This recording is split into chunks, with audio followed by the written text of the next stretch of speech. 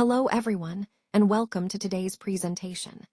I'm excited to share with you our focus on our student's book, page 188. We'll be exploring Mega Goal 2.2, Unit 12, titled What Would You Do? In this session, we'll look at the conversation and listening activities that help improve our decision-making and communication skills. So, let's get started and dive into this engaging lesson. Let's start with a quick warm-up. Do you ever find yourself following your instincts or gut feelings? Or maybe do you talk to friends when you're facing a problem and can't quite decide what to do? It's pretty common, isn't it? We often turn to friends for advice because they know us well and can offer a different perspective. But here, the key question, do your friends usually give you good advice? Sometimes yes, sometimes maybe not so much.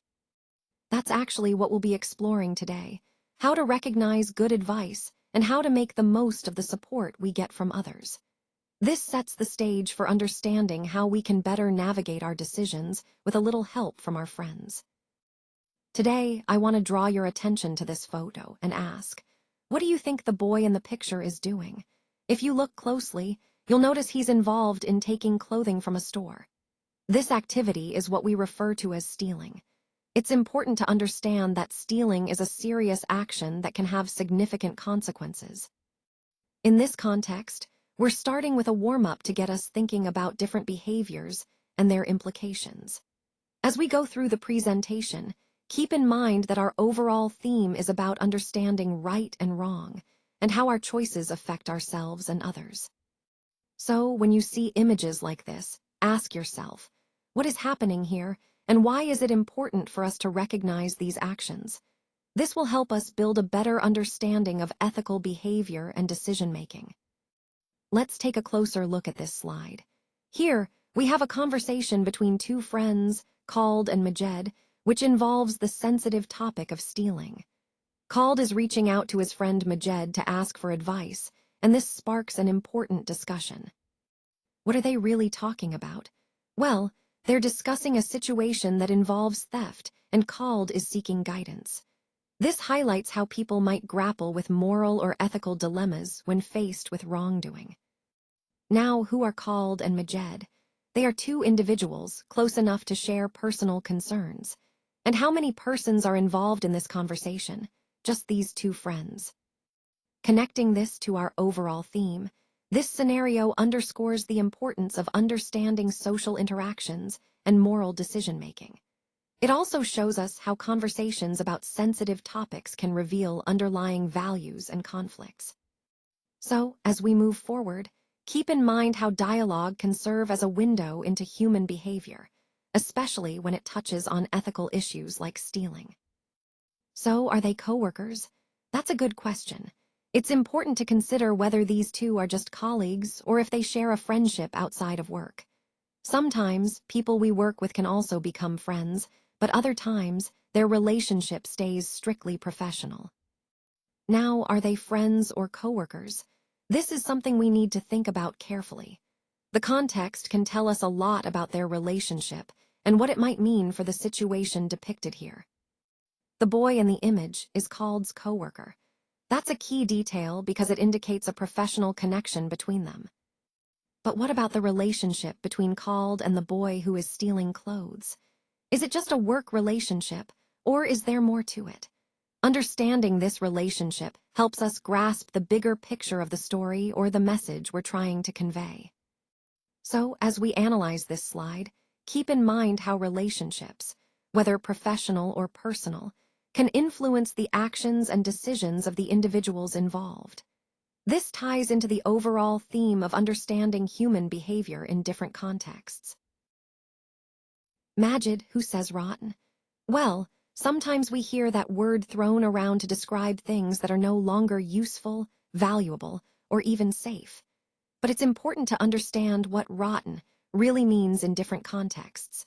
It's not just about decay or spoilage. It can also symbolize neglect or deterioration over time. When we think about the bigger picture, this idea of rot ties into how systems, organizations, or even ideas can become outdated or harmful if we don't address them early. Recognizing what's rotten is the first step toward renewal and change.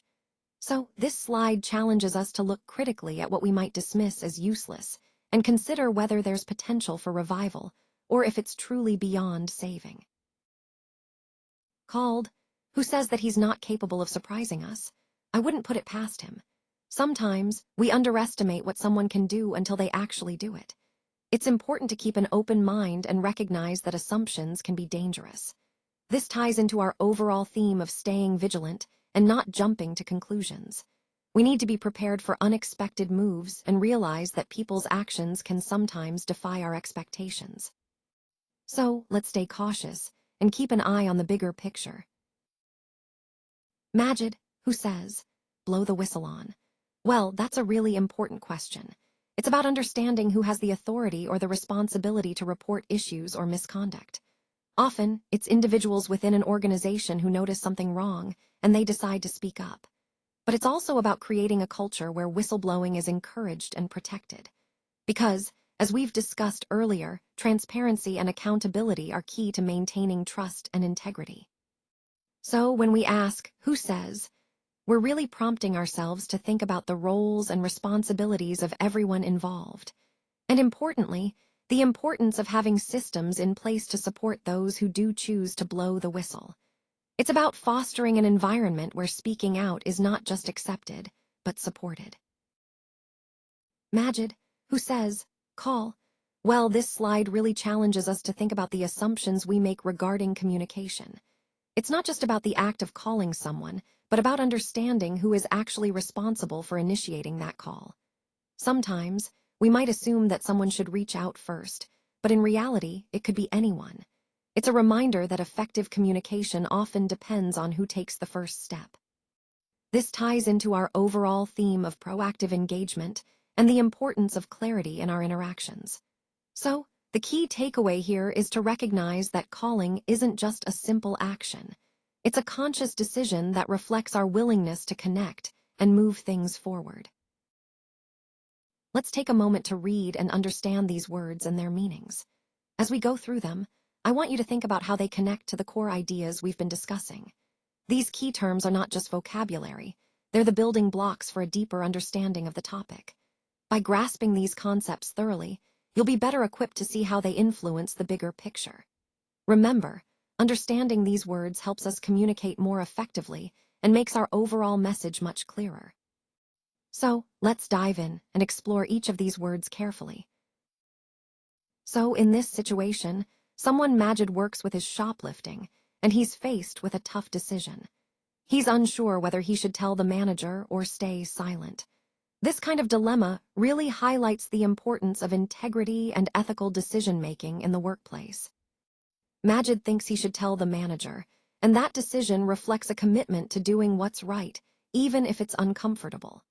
It's a reminder that sometimes standing up for honesty can be challenging, but it's essential for maintaining trust and a healthy work environment. This scenario ties into our overall theme about ethical leadership and personal responsibility. It's about recognizing when to act and understanding that our choices can impact not just the immediate situation, but the integrity of the entire organization. Now, let's take a closer look at the phrases in this box, which are used for giving an opinion. These expressions are important because they clearly signal that what you're about to say is your personal view, not a fact or someone else's opinion. Using these phrases helps to make your communication more transparent and respectful of different perspectives. It's a way to share your thoughts while also acknowledging that others might see things differently. This is especially useful in discussions or debates, where expressing opinions clearly and politely is key. Remember, these phrases are tools to make your language more effective and to foster open, respectful conversations. So, in this slide, we're looking at the different ways Majid introduces his opinions. You'll notice that he uses specific expressions to signal that he's sharing his personal view. For example, he might say, I think, or I believe, which clearly show he's giving his perspective. Sometimes he uses phrases like, in my opinion, which makes it explicit that he's sharing a personal view. These expressions are important because they help the listener understand that what he's about to say is his own judgment, not just a fact. Recognizing these cues is key to understanding how Majid communicates his ideas and how he engages his audience. This ties into the overall theme of effective communication, showing us how language can be used to express opinions clearly and politely. Let's take a look at your student's book on page 189. Here, we see a series of statements marked as true or false. This slide is a great way to assess understanding of the key concepts we've covered so far. The first statement is true, indicating that it accurately reflects the material. The next several statements are false, which helps us identify common misconceptions or areas where students might need to pay closer attention. The final statement is true again, reinforcing the importance of the correct information. Overall, these questions are designed to reinforce learning and ensure that students are grasping the main ideas. Remember, understanding what is true and what is false is crucial in mastering the content and applying it effectively. All right, for your homework, please turn to page 345 in your workbook and look for exercise E. This activity is all about answering the vocabulary question, which is a great way to reinforce what we've learned today. The task involves matching the correct answers to the corresponding options labeled from A to H. Remember, the goal is to think carefully about the vocabulary words and choose the best fit for each question. Pay attention to the context clues in the questions, as they will help you determine the right answers. This exercise ties back to our overall theme of expanding your vocabulary and improving comprehension. Take your time and do your best. I look forward to seeing your answers.